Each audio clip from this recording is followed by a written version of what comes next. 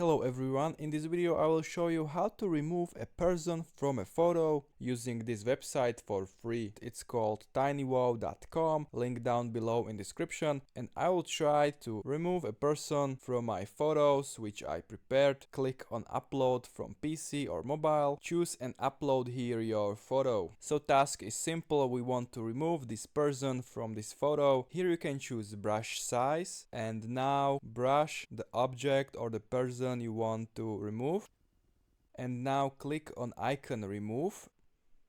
It will take a few seconds. This is the result. This website is for free, but there are many ads, so I recommend using adblock, and the removal is pretty good. If you don't like the result, click on this icon and it's back. I will try another photo. You can adjust the brush size and brush the object you want to remove.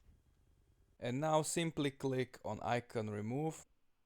It took about 15 seconds. This result looks good. I can even notice that there was a person. I will try to remove this cloud. I will adjust brush size, brush the cloud and click remove. That's it guys. I hope it helps. If you find it helpful, please hit that like button and see you in the next video.